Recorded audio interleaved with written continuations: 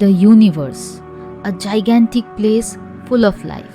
Asteroids, planets, stars, nebulas, black holes, dark matter, dark energy, us, humans, and whatnot. But how this huge amount of matter came into existence? Well, there are many theories, but one of the most popular theories says matter wasn't there in the beginning. The entire universe was present in the form of pure energy. Everything was concentrated in an infinitely dense and small ball of energy. Then the Big Bang happened, which led to the creation of this universe. But how such an enormous amount of matter was created? In the beginning, the universe was immensely hot. With time, it cooled down and created the appropriate atmosphere where the building blocks of matter, quarks and electrons, came into being. It took thousands of years after that to form the first atom. I am not saying this is the only possibility, but this is the most popular theory so far. But one thing is certain, energy and mass are not different things. They are the same, just appear different. Mass can turn into energy and vice versa. It's a long introduction, but it was needed. I am not claiming that religious texts are science, but the ideas they put forward are sometimes really surprising, given that they were composed thousands of years ago without any technological support. In this video, we will talk about the Devi Suktam or Vak Suktam of Rigveda. Devi Suktam is the earliest hymn dedicated to the Universal Mother, Goddess Adishakti, the goddess who represents energy.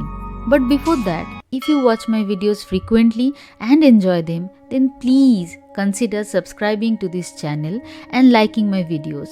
And also, let me know in the comment section if you want me to create these videos in Hindi. Rishika Brahmavadini Vak, daughter of sage Amrina, is the seer of the Devi Suktam in Rigveda. This Suktam is over 1,000 years older than Devi Mahatyam composed by sage Markendeya. Probably this Suktam is the origin, which has influenced many other texts dedicated to the Supreme Mother. The Devi Suktam is very special. In most Rigvedic hymns, the sages address and praise a particular divine power. In the Devi Suktam, however, the seer experienced the Supreme Mother within herself. She explains the glory of the goddess in the first person. It seems like the goddess herself is introducing her magnificence to the world. Let's see what this Suktam says.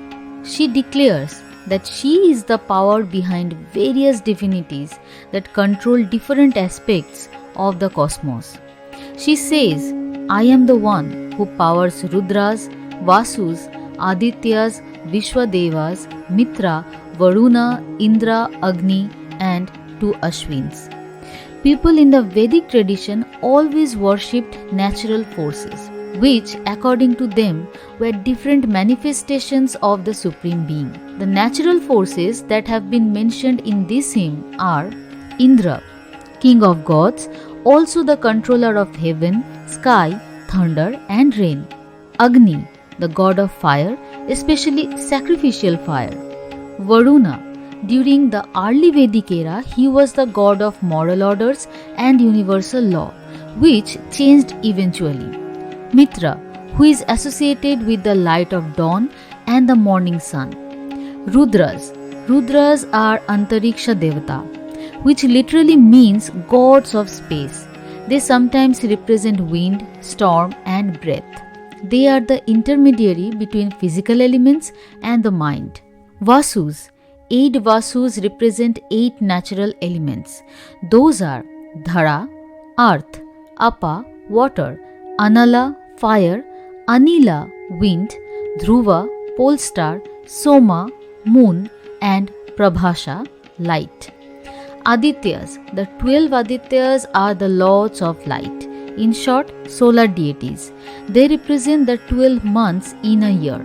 So you can see here the goddess is declaring that she is the universal force behind all of these divinities. If we look at this scientifically, then we can say that energy is the fundamental element of this visible universe. Everything in this universe is moving just because of energy. Energy can convert from one form to another. The windmill converts the kinetic energy of wind to mechanical energy. We often use electric energy that comes from thermal energy. Energy is all pervasive. In the following stanza, she declares that she is the controller of everything in this universe, be it wealth, knowledge, or wisdom. She is present in everything and everywhere. It implies that she is that all-pervasive energy without which we can't even imagine our existence. The goddess declares that whatever we are able to do, for example, eating, perceiving, breathing, and hearing, is just because of her. Doesn't matter whether we recognize her or not. This is the truth. The goddess continues. She says that she is the one that even brought forth the creator that created us. It's the same point. Without energy, nothing of this beautiful creation could have existed. Each and every atom was formed from energy. Finally, she concludes that her glory is beyond this earth and heaven. I didn't discuss the entire hymn in this video. If you want, you can read it. I have given a link in the description box.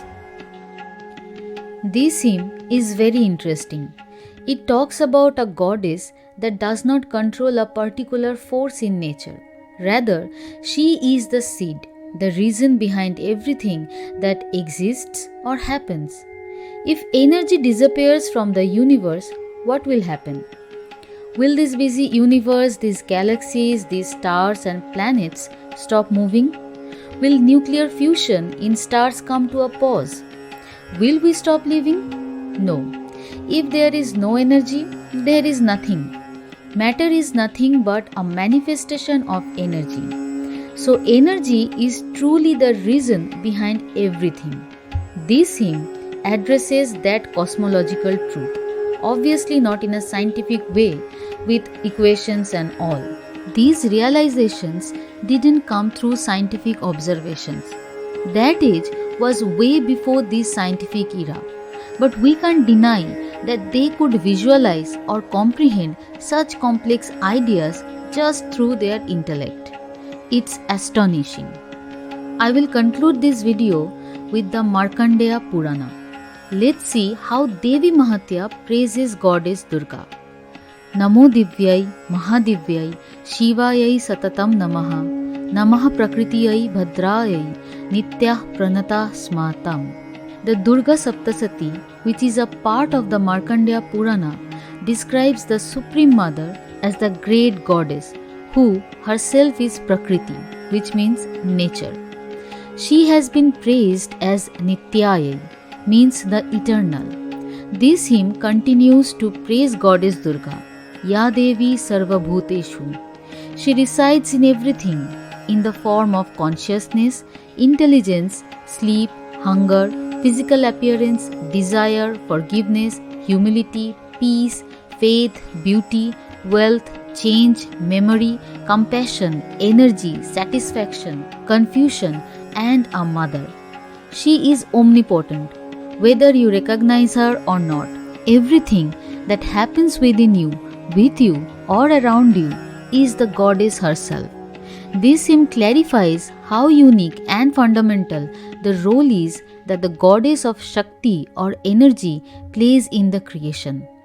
Was this video worth your time? Then please do subscribe. We will meet shortly.